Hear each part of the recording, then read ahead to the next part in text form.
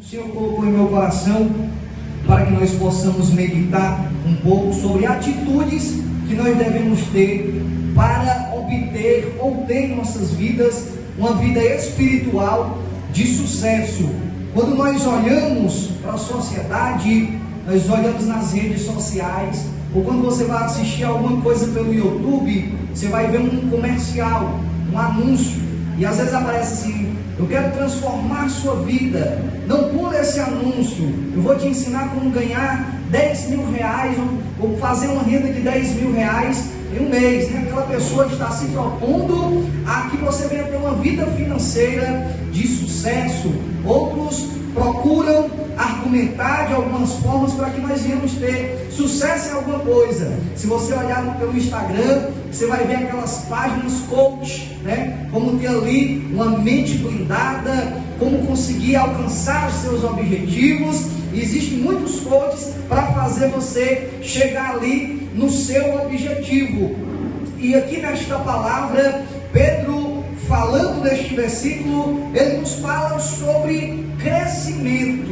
E o crescimento é algo que o crente precisa ter na sua caminhada cristã, na sua caminhada com Deus. Ele aborda aqui neste versículo alguns pontos primordiais, alguns pontos essenciais na vida do crente. Ele diz: antes crescer na graça e no conhecimento. Ou seja, Pedro está dizendo, em outras palavras, que para que nós venhamos ter uma vida espiritual de sucesso, nós precisamos crescer na graça e no conhecimento. São os pontos primordiais para a vida do crente: crescer na graça e no conhecimento. E eu gostaria que você fosse participativo nessa noite e me desse um exemplo de que forma nós podemos crescer na graça e de que forma nós podemos crescer no conhecimento. Não precisa se estapear para responder um de cada vez. Calma. Oração. Outra pessoa. Leitura da palavra. Obediência. A fé. Mais alguém? De que forma nós crescemos na graça e no conhecimento? Se consagrando. Então nós vemos alguns exemplos de que nós crescemos na graça e no conhecimento. Pedro, ele aponta esses dois pilares para que nós venhamos ter uma vida espiritual de sucesso. Louvado seja o nome do Senhor. Olha para esse irmão que está do seu lado, pergunte para ele e pergunte para ela: você quer ter uma vida espiritual de sucesso? Você quer ter uma vida espiritual de sucesso? Pois preste atenção na palavra. Nós vamos aprender agora. Aleluia! Aleluia! Glória a Deus! Meus amados irmãos, a primeira coisa, a primeira característica que nós precisamos ter ou fazer nas nossas vidas para ter uma vida espiritual de sucesso, para ser um crente de sucesso, não é um crente cheio de dinheiro, é um crente de sucesso. O que é um crente de sucesso? É um crente que, independente de se ele ter dinheiro ou não, a fé dele é inabalável. Independente dele ter um status social elevado ou não, ele é um crente de sucesso, porque a fé dele, a vida cristã dele, não está pautada em dinheiro, não está pautada em posição social, não está pautada em cargo na igreja, não está pautada na quantidade do dízimo que ele dá, não está pautada se ele é um crente que sabe falar 2 idiomas ou sabe mal falar o português, não está pautada se ela é uma irmã que tem um CD gravado na MK Music, ou aquela irmãzinha que lava os pratos ali na sua casa e está cantando, ou é aquele irmão que está na sua casa tomando banho e louvando ao Senhor. Não está pautado nisso, porque a fé dele, a vida dele com Deus continua inabalável, independente dessas características. Mas o primeiro pilar que nós precisamos entender é este: que nós precisamos colocar Deus em primeiro lugar. Tem um hino que diz assim: Deus vai na frente, cuidando de tudo, quebrando os laços, derrubando os muros, abrindo as portas que fechadas estão.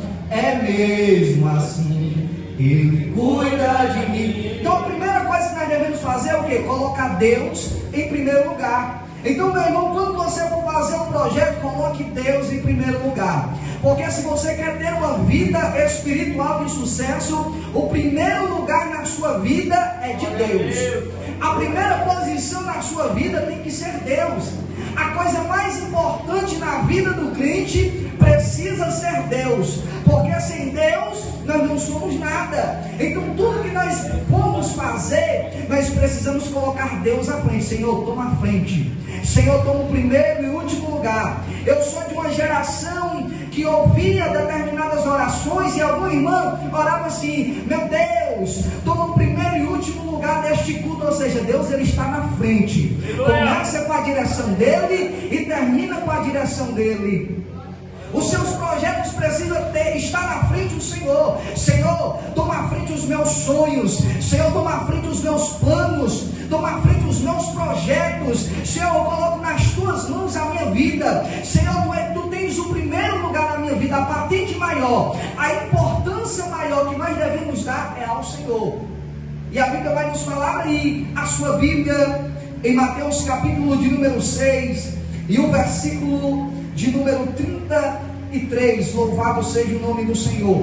Mateus capítulo de número 6 e o versículo de número 33, a Bíblia vai nos dizer: buscai em primeiro lugar o reino de Deus e a sua justiça, e as demais coisas vos serão acrescentadas. Ele está dizendo, em primeiro lugar tem que ser as coisas celestiais. Em primeiro lugar, eu preciso ter prioridade, primazia na sua vida. E o resto, Senhor, se o Senhor estiver em primeiro lugar na sua vida, todas as demais coisas serão acrescentadas.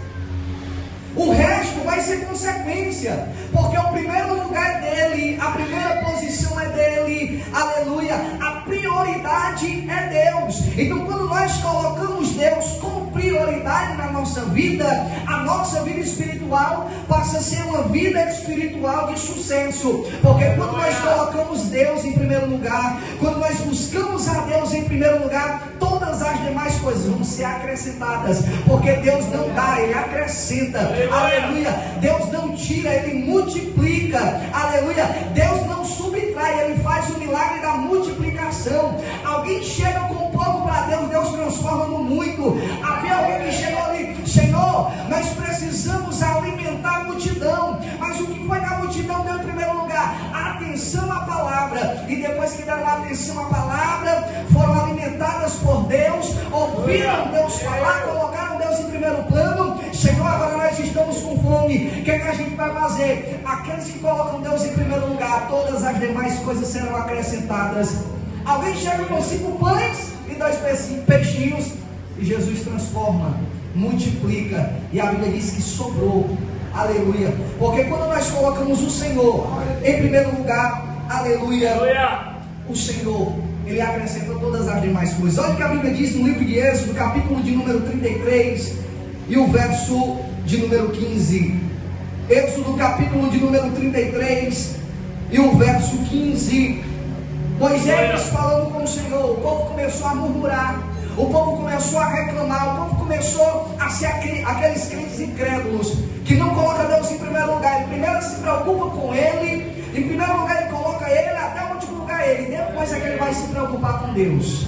Ele primeiro precisa estar bem para depois ir buscar Deus. Então Deus chega para Moisés e diz: Moisés, eu não vou mais no meio desse povo, porque esse povo murmura demais, esse povo reclama demais, esse povo só conta derrota, só é murmuração. Moisés, esse povo não gosta de me adorar, esse povo só se lembra do Egito, só se lembra das coisas que estavam lá na terra do Egito. Eu disse: Moisés, eu não vou mais no meio desse povo.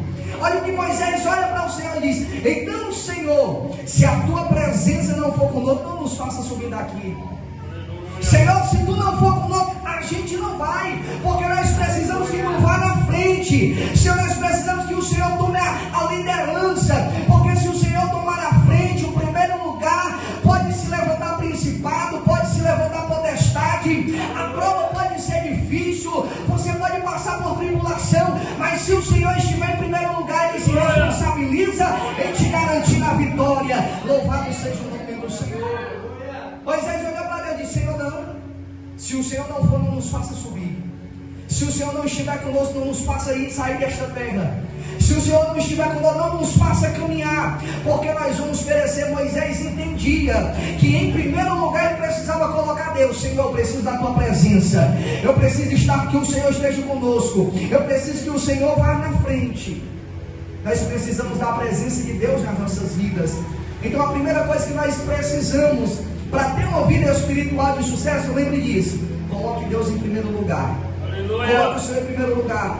Coloque Deus em primeiro plano na sua vida.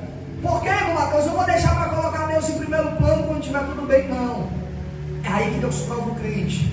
Quando está na prova, quando está na luta, quando está no deserto, quando a situação está ali, que só o milagre de Deus. E quando você não arreda o pé da presença do Senhor, quando você não desiste, aí Ele faz o milagre ser grande.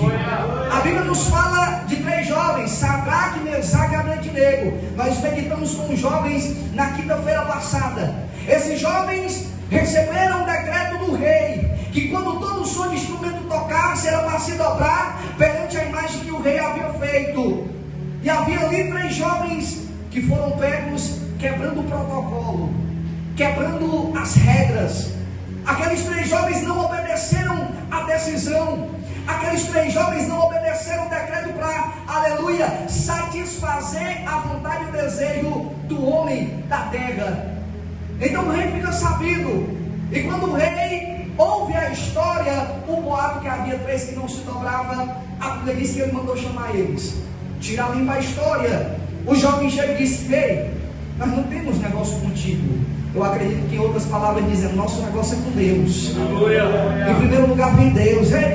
Você é o último plano. Primeiro plano nas nossas vidas é o Senhor.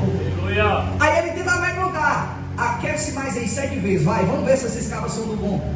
Aquece mais essa fornalha aí. Vamos ver se eles vão ser provados no fogo. E talvez ele imaginava que o fogo agora existia na vida dele era muito maior. Ele disse: rei, nós não temos nada que te responder, porque o Deus a qual nós servimos, olha o que é a primeira coisa que ele diz: nós não temos negócio contigo, porque o Deus a qual nós servimos, Ele vai nos livrar. Porque colocavam Deus na frente, e tinham fé, eram fiéis, e disseram: e ainda que Ele não nos livre, nós não vamos nos prostrar. Aí o rei se enfurece e manda jogá-los. E quando joga, o rei fica abismado, porque o crente que coloca Deus em primeiro lugar, aqueles que estão ao seu redor vão ver coisas grandiosas acontecendo na sua vida, que vão ficar abismados. A Bíblia diz que o rei ficou doido, sem saber o que estava acontecendo, porque quando olhou, disse: coloquei 3, mandei jogar 3, mas tem 4 lá dentro. Tem alguém passeando lá no meio deles. E a Bíblia diz que quando eles saíram, as vestes não queimaram, a sandália não queimou, o fio de cabelo não queimou, e não tinha nem cheiro de fumaça no corpo deles. Porque aqueles que colocam Deus em primeiro lugar, Deus faz milagres grandiosos na sua vida. A Bíblia nos diz que esses jovens receberam o milagre, porque colocaram Deus em primeiro lugar. Que você leve esta palavra. A primeira coisa que você precisa fazer, se nós quisermos ter uma vida espiritual de sucesso, o primeiro lugar é de Deus. Nós precisamos colocar Deus em primeiro lugar. Cutuca o meu irmão, diga: quer aprender? O segundo ponto, tem que começar por baixo. Olha o que a Bíblia diz no livro de 1 Samuel, capítulo de número 16, e o verso de número 11. O segundo ponto para a gente ter uma vida espiritual de sucesso é começar por baixo. Começar por baixo.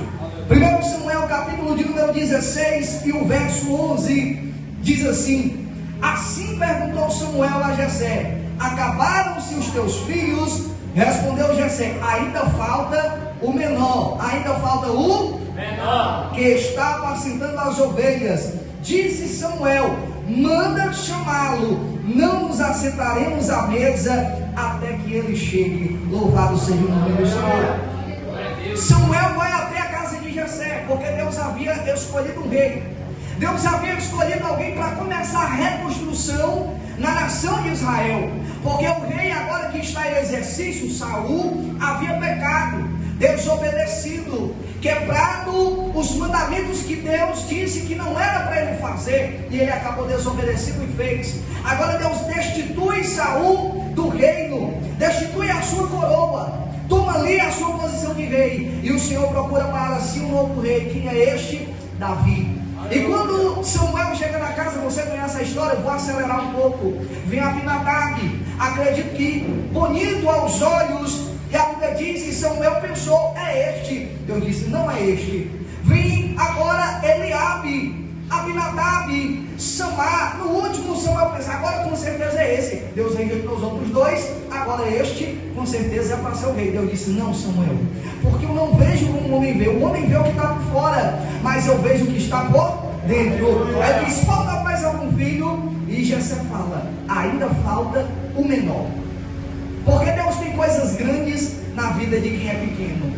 Deus tem coisas grandes na vida daquele que é pequeno, porque precisamos começar por baixo. Louvado seja o nome do Senhor. Foi o menor que Deus escolheu, foi o menor que Deus capacitou, foi o menor que Deus comissionou, foi o menor que Deus honrou para fazer a sua obra. Louvado seja Deus. E nós precisamos começar por baixo, a base. Irmão Mateus me deu um outro exemplo. Vamos olhar o que a Bíblia diz no livro de Mateus, capítulo de número 7, os versículos 24 e 25. Mateus, capítulo de número 7, versos 24 e 25. E nós precisamos começar por baixo. Para ter uma vida espiritual de sucesso, você tem que saber começar por baixo. Versículo 24 da Bíblia diz: portanto, todo aquele que ouve as minhas palavras e as pratica, será semelhante ao homem prudente, que construiu a sua casa sobre a rocha. Versículo 25: veio a chuva, transbordaram os rios, sopraram os ventos e bateram contra aquela casa, contudo ela não caiu. Por quê? Porque estava edificada sobre a rocha. A rocha começa de baixo, a base começa de baixo. Deus interferiu na história dizendo que precisava de alguém que era o menor, alguém que começasse de baixo, alguém que fosse pequeno. Aqui nós vemos Deus dizendo: a casa que resiste é a casa que é construída ao seu alicerce na rocha. Tem que começar por baixo, tem que começar por baixo para ter, aleluia, condições de suportar vento forte, tempestade, rios que transbordam, porque se começar por baixo vai resistir. Se começar por baixo, vai suportar. Se começar por baixo, vai aguentar. Se começar por baixo, tem estrutura. Louvado seja Deus. Vamos pegar mais uma referência.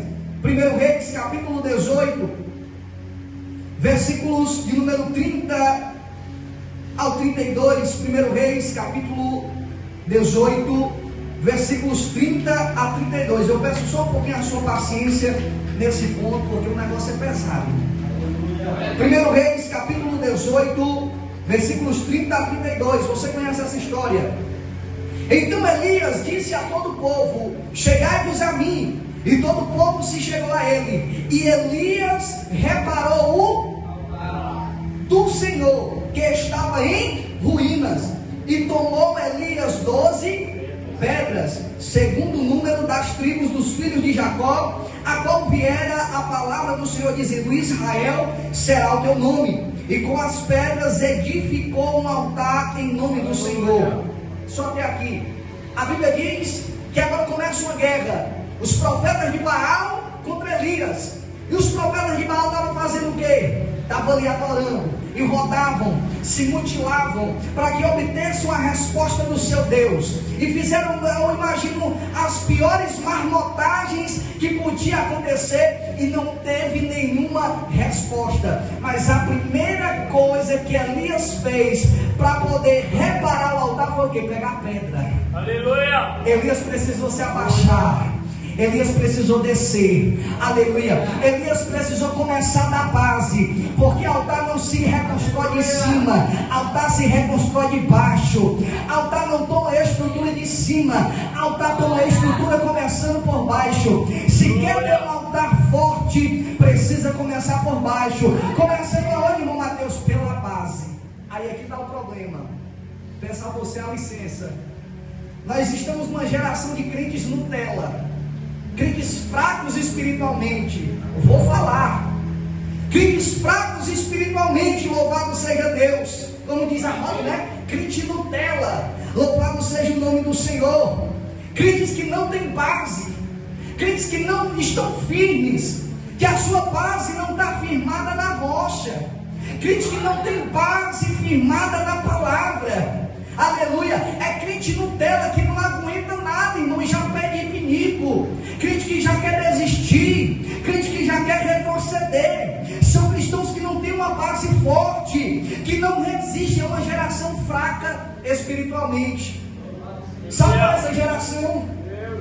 É uma geração que não aguenta passar 10 minutos orando a Deus de joelho, porque não tem palavras, mas de manhãzinha tem palavra suficiente para ficar fofocando com a vizinha ou com o vizinho.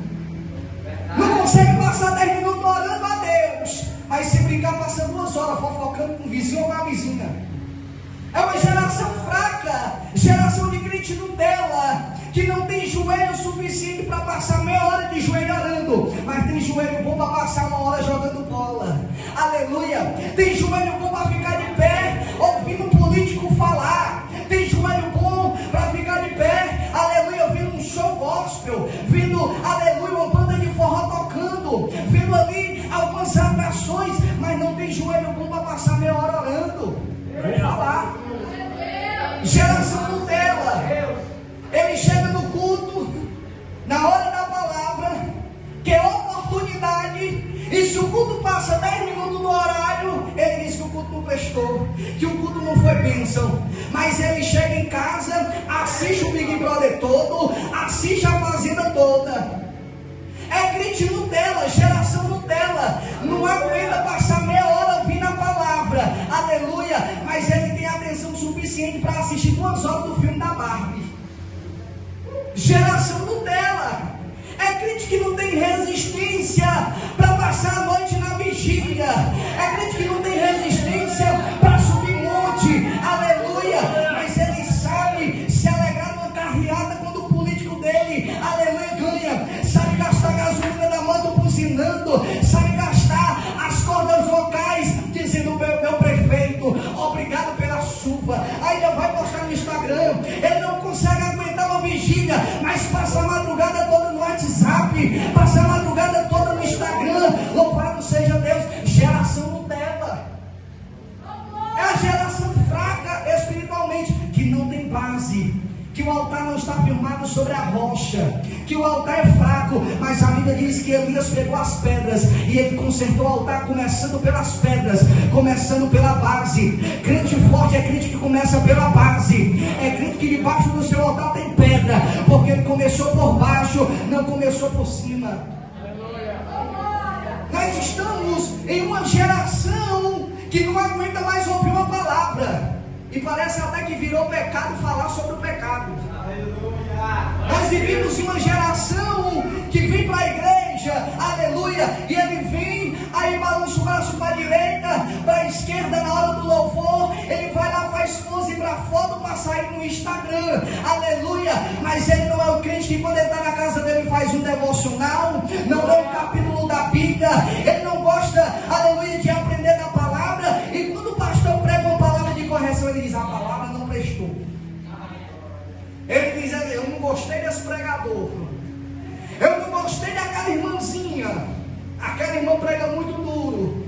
Queria ver ele na época de João Batista, dizendo: ei cobra, ei víbora, se arrependa, viu? Senão você vai, aleluia, receber a ira vindoura, e não fuja não. Quem é que está ensinando você a fugir da ira vindoura? Raiz, crente raiz. Tempo de Jesus, eram cristãos que tinham uma vida espiritual de sucesso, porque antes de estar se preocupado em alimentar a sua carne, ele sentava para ouvir Jesus pregando horas e horas no meio do deserto. Eles se assentavam para ouvir Jesus pregando em um monte, como ele pregou o sermão da montanha. Eles se assentavam. Sabe por que você não vê mais milagres dentro da igreja? Sabe por que você vê os crentes frios, que não dá glória, que não dá aleluia, que não é batizado com o Espírito Santo, que não sente mais a presença, que ele, aleluia, ele entra frio e sai congelado? É porque não tem base, é porque não tem altar. É porque aleluia, a sua base não está firmada sobre a rocha, sobre a pedra. Mas na época de Jesus era diferente. A época de Jesus, os crentes eram firmados na rocha. Porque por onde Jesus ia, aleluia, se os discípulos tivessem até uma rixa com alguém, ele dizia: Jesus quer que a gente ore e mande fogo cair do céu para consumir. Era uma geração poderosa. Chegava perto da porta do templo, olhava para o paralítico. O paralítico já vinha com a intenção de receber dinheiro. Não temos prata nem ouro, mas nós temos algo diferente, porque a gente tem base forte. O que nós temos, isso nós te damos. Em nome de Jesus, levanta e anda. Jesus chegava, por onde Jesus ia, acontecia milagre. Tinha palavra e tinha milagre. Nós vivemos hoje uma geração fraca, que não tem mais unção, que não tem mais autoridade, que não tem mais poder, que não aguenta mais ouvir Bíblia, que não tem mais palavra genuína. É só teologia da prosperidade, é só falsos ensinamentos. Uma geração que não tem poder, que não tem unção, aleluia. Mas no tempo de Jesus aconteceu milagre, porque era uma geração que tinha poder, tinha glória, tinha graça. Jesus chegava, o milagre acontecia. Jesus chegava e tinha batismo, aleluia. Os apóstolos chegavam e diziam: em nome de Jesus, aleluia. Eles diziam: nós vamos aqui fazer a obra. E a obra era feita porque tinha base. Nós vivemos em uma geração que não tem mais base, que a base agora é postar frases clássicas no Instagram. Suporte o processo para viver o propósito. Faça isso. Aí posta lá, né? As frases mais lindas. Ela posta lá as frases mais lindas. Mas quando chega na igreja não aguenta ver o pastor pregar. Não tem paciência de ouvir a palavra. Ele não tem coragem de orar. Não tem mais ânimo para jejuar. Não tem mais ânimos para buscar ao Senhor, buscar a sua face. E nós precisamos voltar a ter este espírito da igreja primitiva, porque é uma igreja poderosa. E se nós queremos ser uma igreja poderosa, nós precisamos ser uma igreja que tem base. E qual é a igreja que tem base? É uma igreja que está firmada na rocha. Se você firmar os seus pés na rocha que é Cristo, a sua vida vai ser uma vida de unção, de autoridade, de poder, e você vai ver o Senhor acontecer. Aleluia. Nós precisamos ter uma vida espiritual de sucesso. Primeiro, colocando Deus em primeiro lugar. Segundo, começando por baixo, ter uma base forte. Aleluia. Vamos aqui para o terceiro ponto. Diga assim para o seu irmão: para ter uma vida espiritual de sucesso, é preciso estar na presença do Senhor constantemente. Aí aqui o bicho pega. Aqueles irmãos que mal aguentam um culto de 2 horas. Aqueles irmãos que mal aguentam o pregador falar. Olha o que a Bíblia diz em Salmos 23 e o verso de número 6. Com certeza você conhece. Coloca aí no telão para que os irmãos possam acompanhar. Salmos 23 e o verso 6. Olha o que a Bíblia diz: certamente que a bondade e o amor me seguirão todos os dias da minha vida, e habitarei na casa do Senhor para todo sempre. Para ter uma vida espiritual de sucesso, você precisa querer estar na presença do Senhor constantemente. Irmão Mateus, eu vou ter que ficar 24 horas na igreja? Não, mas a igreja precisa estar 24 horas em você. Aleluia! Porque a igreja não é apenas as 4 paredes. O Espírito Santo, ele habita em você. A Bíblia diz que você é templo e morada do Espírito Santo. Você não precisa estar aqui 24 horas para estar na igreja, mas a igreja precisa estar em você 24 horas. Quando acordar, já esteja na presença dele. Já começa orando, glorificando e exaltando o nome do Senhor. Vai no trabalho, vai com Jesus de lado. Jesus vem aqui do meu lado, vai tirando todo impedimento, vai me dando os livramentos, vai falando comigo, vai louvando ao Senhor, vai meditando na palavra, vai na rua, vai com Jesus, vai para casa, vai com Jesus, vai para a igreja, vai com Jesus, vai viajar, vai com Jesus, vai para qualquer canto que seja, mas vai com Jesus. Nós precisamos estar na presença do Senhor constantemente. Os discípulos olharam para Jesus Jesus olhou para os discípulos, um bocado já estava saindo fora, porque não queria.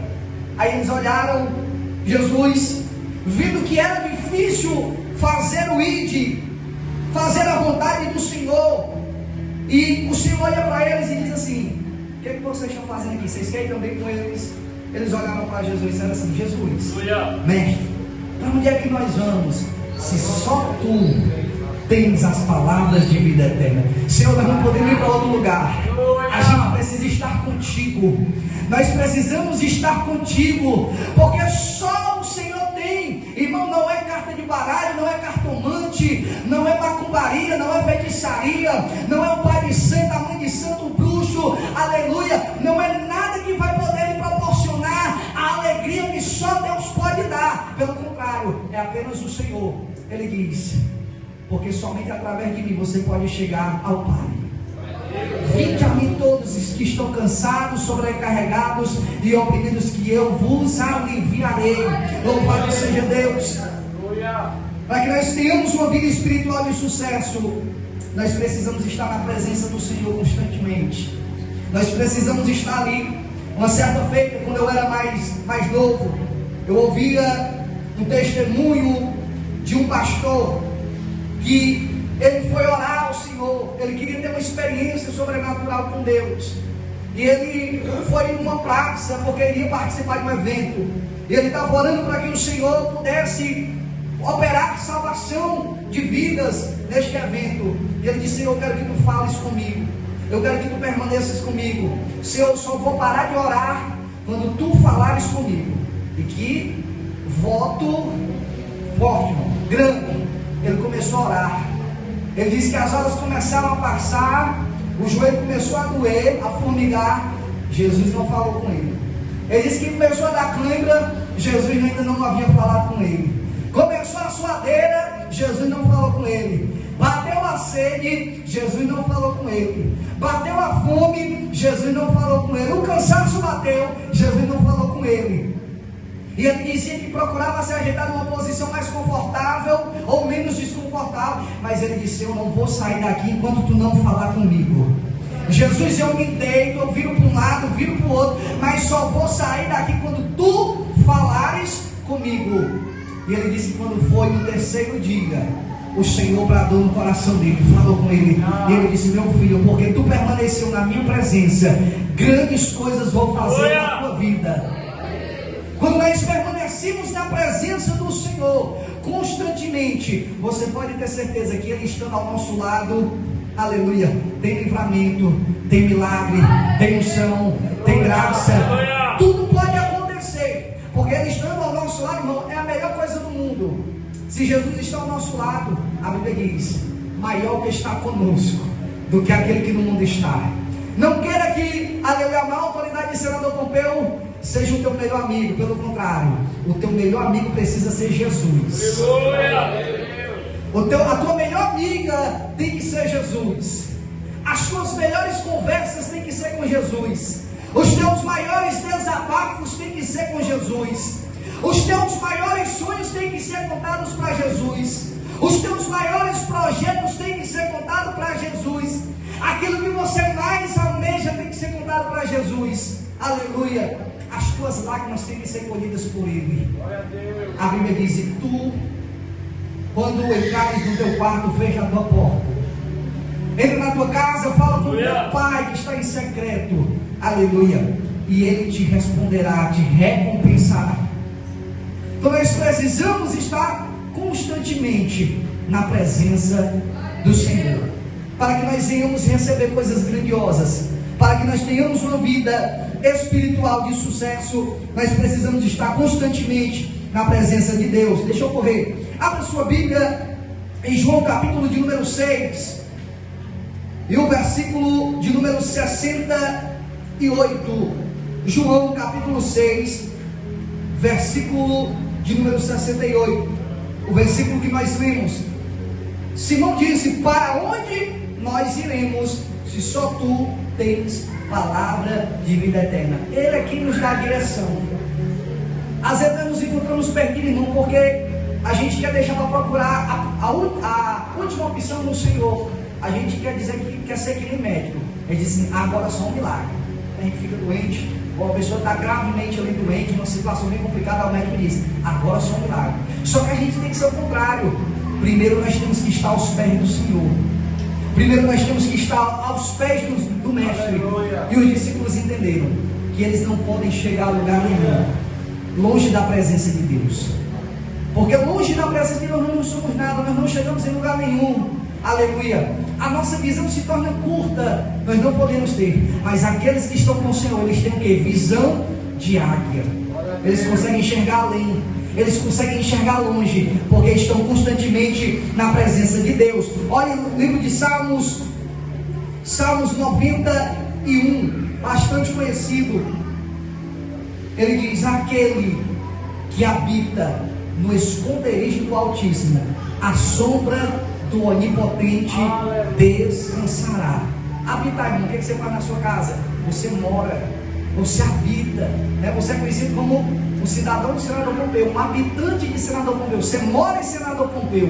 Ele disse, aquele que habita, ou seja, aquele que permanece, aquele que mora, aquele que está guardado, aquele que está ali na habitação, aleluia, louvado seja Deus do Onipotente, a sombra, sobre a sua sombra, ele receberá o quê? Descanso. Você vai ficar tranquilo, você vai ficar tranquila, porque você sabe que as sombras das asas dele, aleluia, são poderosas o suficiente para te conceder o descanso, para te conceder a paz que você precisa. É por isso que você vê aquele irmãozinho que ela vem louvar com um sorriso, vem louvar dando glória misturado com aleluia. É por isso que você vê aquele irmão que é sorridente, ele diz uma bênção, você pergunta como é que vai, ele diz, está tudo bem. É igual a viúva, estava um filho morto dentro de casa, aleluia, mas ela sabia o Deus a qual ela servia. O profeta passa, pergunta como é que você vai, e ela dizia, vai tudo bem. Aleluia. A morte dentro da casa, mas ela dizia, vai tudo bem. A tristeza dentro da casa, mas ela dizia, vai tudo bem. O luto dentro da casa, mas ela dizia, vai tudo bem. Estava dentro da sua casa passando uma circunstância de perda, mas ela dizia, vai tudo bem. Aleluia. Qual foi o final da sua história? Recebeu um grande milagre, porque ela não olhou para a circunstância que estava vivendo, mas para o Deus a qual ela servia. Quando nós olhamos para a circunstância que está ao nosso redor, aleluia, nós tememos, nós retrocedemos, nós desistimos. Você sabe qual é o motivo do fracasso de muito crente? É crente que olha para o que está ao redor, é crente que ali, aleluia, ele é tão pessimista que ele não olha só para o lado, ele gosta de olhar para trás, para o passado. Quer ver a prova? Lá vem os anjos, logo, vem cá, camarada. Olha, Deus mandou destruir, papocar tudo aqui. Sodoma e Gomorra vai receber aqui uma avalanche. O céu vai cuspir fogo, meu filho. O negócio aqui vai ser frenético, pesado. Você tem que se livrar. A Bíblia diz que os anjos agarraram logo pela mão. Vamos embora. O Ló ainda foi evangelizar ali os seus cunhados, seu genro, né? Genro, cunhado, sempre troca aqui. O marido das suas filhas foi lá, não creram, debocharam. Vocês pegaram, vem rapaz, vamos embora, porque quando tiver aqui a gente não pode destruir. Aí a Bíblia diz, olha, você não pode olhar para trás, siga em frente, só anda, vai para frente e não olha para trás não. Sabe o que foi que aconteceu com a mulher de Ló? Olhou para trás, olhou para o que viveu, olhou para onde morou, olhou para as coisas do passado, para as coisas que ficaram para trás, e quando olhou, virou estado de sal. Aleluia. A Bíblia diz, as coisas velhas se passaram, eis que tudo novo se fez. Por isso nós não podemos, amados irmãos, olhar para as circunstâncias ao nosso redor, porque as circunstâncias que estão ao nosso redor hoje podem ser negativas, mas elas são passageiras, porque o nosso Deus é um Deus que muda o tempo, é um Deus que muda a história, é um Deus que interfere na história com mão forte e mão poderosa. Mas se nós olharmos para trás, se a gente olha para a circunstância, a mulher estava com o filho morto dentro de casa, mas ela dizia, vai tudo bem. Estava com a morte dentro da casa, mas ela disse para o profeta, está tudo bem, está tudo ótimo, aleluia. Muitas vezes o irmão que está do seu lado nem sabe o que você está passando, mas quando ele olha para você, como é que vai, irmão? Está tudo bem, uma benção. Eu lembro sempre, o irmão inevitável falar, eu lembro sempre do Tiago abençoado. É uma bênção ainda, é uma bênção abençoado. Como é que tá? Ô, meu irmãozinho, é uma bênção, não é abençoado? Ele fala desse jeito, é uma bênção. Você nem sabe o que a pessoa que está do seu lado hoje está passando. Aleluia. Mas chega um crente cheio do Espírito Santo da glória, misturado com aleluia. O pastor chega, vamos para o culto, vamos pastor, vamos adorar, vamos glorificar, vamos limpar a campanha, vamos fazer campanha, vamos para o culto de oração, vamos orar em nome de Jesus, porque vai tudo bem. E se tiver a circunstância negativa, Deus vai mudar. Aleluia. Deus vai mudar a circunstância, Deus vai mudar o tempo, Deus vai mudar a história, porque Ele é um Deus que tem poder. Nós precisamos permanecer, porque aquele que permanece na sombra do Onipotente, ele tem descanso. Deixa eu correr aqui. A outra coisa que nós precisamos fazer ou ter para gerar uma vida espiritual de sucesso, nós precisamos fazer algo que é bem difícil nos dias de hoje. Quem aqui tem paciência? Eita, mãe, é verdade. Eu também não tenho muita não, viu? Uma certa feita, minha mãe mexe com costura, com mago, né? Eu lembro que quando era criança ela prometeu fazer um pijama. Aí ela, a mãe já fez. Quando é que vai sair? Quando é que vai terminar? Eu tô doido pra... E não me prometa nada não, viu, irmão? Se me prometer alguma coisa, eu vou ter uma crise de ansiedade. Rapaz, aquele irmãozinho me prometeu uma manga, até hoje nunca apareceu. Aquele irmão me prometeu uma gravata, até hoje não me chegou. Então, irmão, você arrasado, não me prometa nada, que eu vou ficar na ansiedade. Mas o que nós precisamos ter para gerar uma vida espiritual de sucesso? Aleluia! Esperar no tempo do Senhor. Porque, irmão, é difícil. Porque a gente está na casa, a gente está fazendo tudo que o irmão Mateus disse da doutrina. Nós estamos ali na casa, habitando na casa do Senhor, adorando, exaltando, glorificando. Aí a gente está assim, Senhor, cadê a bênção que não chega? Ô Senhor, cadê minha promessa, Jesus? A gente fica ansiosos, né? A Bíblia diz, não andeis ansiosos por coisa alguma. Aleluia. Espere o tempo. Espere o tempo da promessa. Eu olho para a Bíblia, no livro de Gênesis capítulo 2, eu disse assim para Abraão, ainda bem que ele não disse nem o tempo, né, irmão? Já pensou você disse, Abraão, tu vai chegar na terra em 12 dias. Ele sabia que o ser humano é falho. Aí passei, quando é que eu vou chegar nesse negócio? Andar nesse deserto. Só quem me diga, à noite o frio mais horrível do mundo. Mas ele só disse assim, Abraão, saia, porque eu vou te mostrar. Ele diz, olha, vai ter tantos dias, tantos meses, tantos anos, aleluia, mas eu vou te mostrar. Deus está dizendo, você não precisa se preocupar com o tempo, mas você precisa se preocupar com o resultado, aleluia, porque o tempo não vai interferir no resultado, aleluia, independente do tempo que passar, você vai chegar lá. Quer ver a prova? Aleluia. Não se preocupe com o tempo, irmão. Eu imagino lá na terra do Egito, o Senhor liberta do povo com mão forte. Aí lá vem Deus, Moisés tocando as águas. Esperto, crente. Ô glória. Mas eu acho que o barulho foi mais poderoso ainda, né? A Bíblia diz que veio um vento assim oriental, abriu o mar, duas bandas de água, uma para o lado da direita, outra para o lado da esquerda. Imagina uma coisa linda, o tamanho da parede de abrindo. Imagina um tubarão, ó, passando lá, as águas marinhas, os peixes, as estrelas do mar, e um chãozinho bem chutinho, ó, o tapete. A gente hoje vê que coisa de honra é você receber um tapete vermelho. Honra naquela época era andar num chão, num mar vermelho, a pé enxuto, irmão. Aleluia! Tapete de areia. Aí eu imagino aqueles mais idosos. Como é que nós vamos chegar do outro lado? Meu Deus do céu, os pequenininhos, ó, lá na frente, tudo embalado. Esse carregado jumentinho, ó, vai, né? Os adolescentes, vamos embora, para não descarregar lá de Faraó. Imagina os idosos, irmão. Eita, meu Deus do céu. E se fosse aqueles que fiquem preocupados? Jesus, não vai dar tempo para chegar, não, Jesus. Nós não tem tempo, Jesus, e agora? Senhor, não vai dar tempo para a gente chegar do outro lado. Estava preocupado com o tempo. Aleluia. Mas independente do tempo, o resultado não mudou. Aleluia. Eles chegaram todos do outro lado. Talvez os mais novos chegaram primeiro, mas Deus não deixou as duas bandas de parede se fechar. Enquanto todos não atravessaram, enquanto todos não chegaram ao resultado, o resultado não muda independente do tempo. Se Deus prometeu algo na sua vida, vai acontecer. Se Deus prometeu para você, não se preocupe. Passe o tempo que passar, o resultado vai ser o mesmo, vai se realizar, a promessa vai acontecer, porque a Bíblia diz que Ele não é homem para que minta, e nem filho do homem para que se arrependa. Vai acontecer, o milagre vai chegar. Aleluia. Nós precisamos o quê? Esperar no tempo do Senhor. Salmos 40, versículo 1, é bem conhecido. Esperei com paciência no Senhor.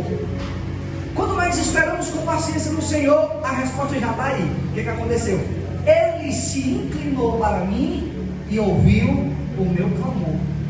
Porque nós precisamos ter paciência. Ai, meu Deus, eu não aguento mais, não vou sair da igreja, a minha vida não muda. Ai, meu Deus, eu não aguento mais não. Pelo amor de Deus, todo dia a mesma coisa. Jesus não faz um milagre na minha vida. Eu já não aguento mais, vou sair da igreja, vou me desviar. Eu vou parar, vou retroceder, vou desistir. Crente sem paciência. Fruto do século 21. Como eu disse, a gente não tem mais paciência de ouvir meia hora de pregação. Não tem mais paciência de assistir um culto de 2 horas. A gente chega no culto da hora da pregação, que é a oportunidade, reclama porque o culto terminou 10 minutos depois, e ainda deixa de receber a bênção, né? Ainda diz que o pastor é ruim. Ainda vai sair falando mal do irmão. Aquele irmão dá uns glória alto. Aquele irmão dá uns aleluia alto. Meu Deus do céu. Pentecostal. Aleluia. Você precisa ter paciência. Seja paciente. Aleluia. A paciência. Seja como Jó. Aguenta a prova. Aguenta a luta. Irmão Mateus, é difícil. Eu sei que é difícil. A prova é difícil, irmão. A luta é difícil. Mas espere com paciência. Porque quando ele se inclinar, aleluia. Quando ele se inclinar, o sobrenatural de Deus vai acontecer na sua vida. Olha o que a Bíblia diz no livro de Tiago, capítulo de número 5. Eu gosto muito desta passagem. Tiago, capítulo de número 5, e o verso de número 7. Tiago, capítulo 5, e o verso de número 7. Olha o que a Bíblia diz: sede, pois, irmãos, pacientes. Até o quê? Até a vinda do Senhor. Tem até aquele que diz, né? Até que o Senhor venha, eu vou amar. Aí ele diz, até a vinda do Senhor. Aí ele traz um exemplo. Como é que eu vou ser paciente? Como é que eu vou conseguir aguentar essa ansiedade?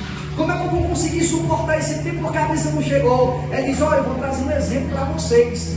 O versículo continua: olhem para o lavrador, ele espera o precioso fruto da terra, aguardando com paciência até receber as primeiras e as últimas chuvas. Olha, irmão, que coisa linda. Você sabe por que o lavrador aguarda pacientemente? É porque ele sabe que o resultado no final vai acontecer. Independente do tempo, o resultado vai chegar. Independente do tempo, ele sabe que ele vai colher aquilo que ele plantou. Aleluia. Se ele plantou arroz, ele sabe que ele vai colher o arroz. O resultado não muda. Se ele plantou feijão, ele sabe que o resultado não muda. Vai colher feijão. Se ele plantou milho, o resultado não muda. Ele vai colher milho. Irmão Mateus, eu não sei o que você está querendo dizer. Se eu planto oração, eu vou colher uma vida vitoriosa. Se eu planto jejum, eu vou colher poder na minha vida. Se eu planto, aleluia, a busca incessante pelo poder de Deus na minha vida, o meu louvor vai ter unção, a minha pregação vai ter unção, eu vou poder ter poder de Deus na minha vida, aleluia, porque o resultado não muda. Irmão Mateus, onde é que você me prova isso? Mateus capítulo 7, versículo 7. Ação, reação, resultado que não muda. Aleluia! Ele diz assim: pedi, eu vou pensar se eu vou abrir a porta. É assim? Não. Pedi, dá-se-vos-á. Até confundi aqui. Pedi, eu vou pensar se eu vou dar para você. Não. Pedi, dá-se-vos-á. Buscai, eu vou pensar se eu vou fazer você me encontrar. Não. Buscai, resultado, encontrareis. E ele diz: bater, porque a melhor coisa que ele gosta, né, irmão? Porta aberta. Aleluia. Mas que a gente mais gosta é porta aberta. Bater, vou pensar se eu vou abrir a porta. Ele diz: não, pode bater, porque quando você bater, o resultado não vai ser diferente. Vai ter porta aberta na sua vida. Por isso que nós não devemos estar apressados, irmão, porque o resultado não muda. Ore, a sua bênção vai chegar. Busque, o seu propósito vai acontecer. Jejue, o sobrenatural de Deus vai se realizar na sua vida.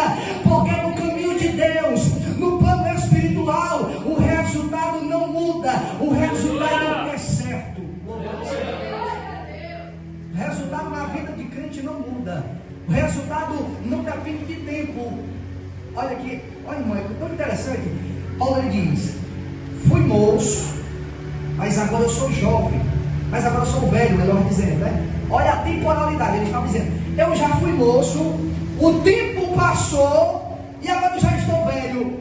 Mas ele diz: o resultado nunca foi diferente, nunca teve alteração, o resultado nunca mudou. Por quê? Porque eu nunca vi um justo mendigar o pão e eu nunca vi a sua descendência passar fome. O resultado foi o mesmo. Deus sempre operou. O resultado foi o mesmo. Independente do tempo que passa, o resultado acontece. Independente do tempo que transcorre, a promessa vai acontecer. Não se preocupe com o tempo, se preocupe com o resultado. Aleluia. Jesus chega para nós dizer que eu vou dar autoridade a vocês. Eu não quero que vocês sejam crente Nutella. Vocês vão ser crente raiz. Ele diz: olha, quer o segredo da vitória? Quer o segredo de ser crente de sucesso? Quer uma vida espiritual de sucesso? É só falar no meu nome. Aleluia. E ele assim: em meu nome expulsarão demônios, em meu nome falarão novas línguas, em meu nome colocarão as mãos sobre os enfermos e eles serão curados. Jesus, e se a gente for pregar e der veneno para a gente comer, colocar veneno na comida, a gente passar na encruzilhada, tem uma galinha lá com sete vela preta, a galinha da macumba, não tem problema, pode comer também, meu filho, porque se comer alguma coisa mortífera, não lhes fará dano algum. Aí essa parte é só para quem tem fé, e crente que está com fome também, viu? Mas é a palavra que diz: se comer alguma coisa mortífera, não lhe fará dano algum. Por quê? Porque resultado de crente que tem uma vida de sucesso não muda. Resultado de crente que tem uma vida com Deus não muda. Independente do tempo, ele sabe que o resultado chega. Louvado seja o nome do Senhor. Aleluia. Irmãos, é poderoso. Eu poderia citar outras passagens, mas eu vou correr para encerrar. Esperar no tempo do Senhor. Fala para o seu irmão. E para encerrar, com fé, irmão, pelo amor de Deus. E para encerrar, você precisa ter fé. Ter fé. Ter fé. Precisa ter fé. Para ter uma vida espiritual de sucesso, tem que ter fé. Quem é conhecido como pai da fé? Abraão, né? Abraão é conhecido como pai da fé. É difícil, irmão, ter fé. Aí Jesus disse: olha, se tiver a fé, tamanho de um grão de mostarda, coisa pequena, irmão, a gente não precisa de coisa grande, do tamanhozinho de um grão de mostarda, vocês vão ver coisas sobrenaturais acontecer nas vossas vidas. É um grão de mostarda, mas nós precisamos ter fé. Aleluia. Porque a Bíblia diz o quê? Que a fé é o firme fundamento, e para ter firmeza, o fundamento precisa estar firmado na rocha. Até para ter fé precisa ter fundamento, firmeza. Esse que é a fé, o firme fundamento das coisas que não se veem, mas você tem certeza das coisas que esperam. Irmão, que as coisas que se esperam eu não estou vendo, mas eu espero. Mas acabamos de falar o quê? Aleluia. Resultado. Crente que tem uma vida espiritual de sucesso é um crente que tem resultado. O resultado é certo. Aí ele diz o quê? A fé, ela é um firme fundamento. Você está vendo como está se conectando uma coisa a outra? Nós falamos de fundamento, nós falamos de resultado, e agora nós estamos falando de fé, que engloba as duas coisas. Das coisas que não se veem. Abraão não via a terra, Abraão não estava vendo a terra, mas o Senhor prometeu, não foi? Ele disse: Abraão, eu vou te mostrar. Ele disse: Abraão, eu não vou te mostrar agora. Abraão, eu não sei qual vai ser o tempo. Não, ele disse assim: eu vou te mostrar. O resultado vai acontecer. O resultado vai acontecer. Abraão, o resultado é certo. Vou te mostrar a terra. Aleluia. Saia, cumpra a palavra, tenha fé. Por isso que ele é conhecido como pai da fé, porque ele acreditou em algo que ele não estava vendo, mas ele sabia que o resultado era certo. Talvez você não está vendo o que Deus vai fazer na sua vida, mas tenha fé, porque com certeza ele vai fazer. Olha o que a Bíblia diz no livro de Mateus, capítulo de número 6, o versículo de número 26. Já vou encerrar, irmãos. No máximo 5 minutos. Prometo. Mateus, capítulo de número 6, verso 26. Olhai para as aves do céu. Imaginem as aves. Não plantam. Nós lemos o versículo que foi o quê? Falou do lavrador. O lavrador, ele lava a terra e ele tem certeza do resultado. Aí o Mateus, mas é fácil, né? Porque o lavrador, ele vai lavrar. Se ele não recebesse também, né? Aí era demais. Você estava querendo brincar comigo, né? Porque ele está trabalhando para receber. Então você está trabalhando, o resultado é certo. Agora você vai ver alguém que não trabalha, alguém que não faz nada, aleluia. Alguém que, aleluia, não se levanta preocupado, eu tenho que trabalhar hoje para poder o salário cair na minha conta no final do mês. Ele disse, olha, quer saber de uma coisa? Aleluia. Mateus capítulo de número 6, o versículo 26. Olha o que a Bíblia diz. Olhe para as aves do céu. Não plantam, não são lavradores. E se eles não plantam, eles não colhem. Não é verdade? Não plantam e não colhem. Mas eles também não ajudam em celeiro, porque se ele não planta, ele não vai colher. Se não colhe, não tem como ajudar no celeiro. Louvado seja Deus. Mas porém, irmão, tem um porém. Aleluia. Na vida do crente sempre tem um porém, irmão. Quando ele pensa que ele não tem nada, não tem ferramenta, não tem nada, Deus mesmo assim faz o resultado chegar na vida dele. Aleluia. Olha o que a Bíblia diz. Porém, o vosso Pai Celestial as alimenta. Ele as alimenta. E não tendes vós muito mais valor do que elas. Olha o tamanho do seu valor, irmão. As aves do céu não plantam, não colhem, não ajudam em celeiro, e mesmo assim Deus cuida de cada uma delas. Glória. A Bíblia diz, lance sobre ele todas as vossas ansiedades, porque ele tem cuidado de cada um de vós. Deus cuida de você.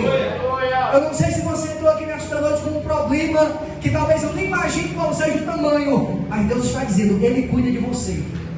Ele cuida de você. Ele cuida do seu problema. Ele cuida desta provação que você está passando. Ele cuida desta luta a qual você está enfrentando. Olha o que foi que os jovens disseram. Rei, nós não temos nada com você. Nós não temos que te responder nada, porque nós servimos a um Deus maior. Ele disse, o Deus a qual nós servimos vai nos livrar. E ainda que ele não nos livre, nós não vamos nos prostrar. E ele diz, porque o vosso Pai Celestial, eles alimentam. Aleluia. Ele alimenta, irmão. Tem alimento de Deus para a sua vida. Tem alimento de Deus para a sua vida, ou seja, o sustento, a provisão é certa. Aleluia. A Bíblia nos diz que ele foi moço, aleluia, mas agora estava velho, mas ele nunca viu um justo mendigar o pão, nem a sua descendência passar fome. Por quê? Porque ele serviu a um Deus da provisão. Eu peguei aqui no domingo, o povo começou a ficar com sede. Deus, vou preparar água, aguinha mineral. Aí Moisés, água toda da rocha, chafariz, né? Botou na água da rocha. Moisés, estou com fome, quer comer um pãozinho carioca. Ele disse, tá bom, de manhã, vamos abrir uma padaria aqui, padaria do Batatinha. Abriu lá, no meio do deserto, pão bem quentinho, o povo no meio do deserto. Moisés já quer comer algo diferente, estamos cansados de comer pão de manhã, tá bom, não. Jesus, Moisés, vai abrir uma churrascaria. Agora, maná, codornizes, porque Deus provê, irmãos. Aí o povo agora começou até a adoecer. O povo começou a ficar doente, porque aquele murmurador, irmão, sempre vai ter algo para acontecer na vida dele. Então não deixa, aleluia, de ser como um jovem firme, não aconteça firme, não murmure não, aleluia, porque senão pode acontecer, irmão, você ficar doente. Qual foi a doença dele? Começaram a murmurar, começaram a reclamar. Aí Deus disse, cobrinha, eu não sei se era jararaca, sucuri, se era tarja, não sei qual era a cobra. Cobrinha, vai ali naquele camarada ali, ferrou ele, pica ele. Aí a cobrinha lá, vou obedecer à vontade de Deus. Ficava, agora eu vou preparar o remédio. Moisés, peguei a covara, estendi a covara. Aí pegava e curava o povo.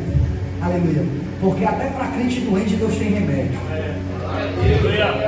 Porque até para crente doente Deus tem remédio. Porque Deus, ele provê todas as suas necessidades. Quem diria naquela época? Naquela época não existia soro antiofídico. Naquela época não tinha hospital e maternidade Santa Isabel. Não tinha, irmão. Mas Deus, ele provia até a cura para a enfermidade. Louvado seja Deus. Olha o que a Bíblia diz no livro de Hebreus, capítulo de número 11, e o verso 1. Olha o que a Bíblia diz aí. Você precisa ter fé. Essa é a seção mais poderosa da Bíblia. Quem aqui já assistiu filmes dos heróis da Marvel? Aqui você encontra os heróis da Bíblia. Os heróis Aquaman, Superman, Mulher Gato, Mulher Gavião, Homem de Ferro, Homem-Formiga, Hulk. Aqui você encontra os heróis da Bíblia. Esses são os heróis que fizeram grandes coisas. Por quê, irmão? Ele não tinha visão de raio-x, não tinha um super grito, não tinha super asa, não tinha super velocidade que nem o Flash, mas ele só tinha a coisa primordial: fé. Aleluia. Você quer ser um crente poderoso? Tenha fé. Você quer ser uma crente poderosa? Tenha fé na sua vida. Versículo 1 ele diz: ora, a fé é a certeza das coisas que se esperam e a prova das coisas que não se vê. Quando você chegar em casa, você lê todo o resto, senão eu vou tomar o resto do tempo. Aí ele vai falar. O que acontece com um crente que tem fé? O que acontece na vida de uma cristã que tem fé no Senhor? Aleluia, coisas grandiosas acontecem. Então, se nós queremos ter uma vida espiritual de sucesso, nós precisamos ter fé na nossa vida. É fácil? Não é. Mas se nós tivermos fé, nós vamos ver coisas grandiosas acontecer em nossas vidas. Nós vamos ver o sobrenatural de Deus acontecer nas nossas vidas. A Bíblia nos fala de um homem que foi conhecido como o pai da fé. Isso eu levo por toda a minha vida, uma passagem muito poderosa. O Senhor chega a Abraão, dá o teu filho, o teu único filho. A primeira coisa que Deus fala: teu único filho. Oxe, Abraão tinha dois, Ismael e Isaac. Mas Deus pediu o único filho que ele amava de verdade, porque era o filho da linhagem da promessa. Era o filho da promessa. Ismael não era o filho da promessa. O filho da promessa era Isaac. Deus disse: eu quero filho a qual tu amas. Dá aí para mim, sacrifica aí para mim. A Bíblia diz que Abraão pega as suas coisas, pega os seus servos, pega o seu filho, abarrou os jumentos e foram. E quando ele viu o monte, aí ele disse assim: usou a fé, ficai aqui, para que eu e o jovem, eu e o menino, eu e o moço, subamos, adoramos, e quando terminar de adorar, retornemos. Mas Deus havia pedido o filho, mas pelos olhos da fé ele estava vendo que iria voltar com o filho vivo. Sabe o que isso quer dizer? É porque talvez a circunstância está dizendo que você vai perder, mas você tem fé que você vai terminar em vitória.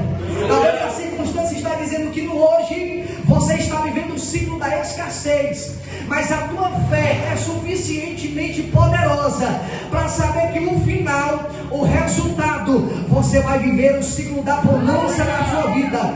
E aqui eu encerro dizendo: porque o choro pode durar a noite inteira, coisa de momento, mas a Bíblia diz que ao raiar do dia, a romper o dia, a Bíblia diz que a alegria vem pela manhã. Adore ao Senhor com a linda salva de palmas. Eu agradeço a minha vida.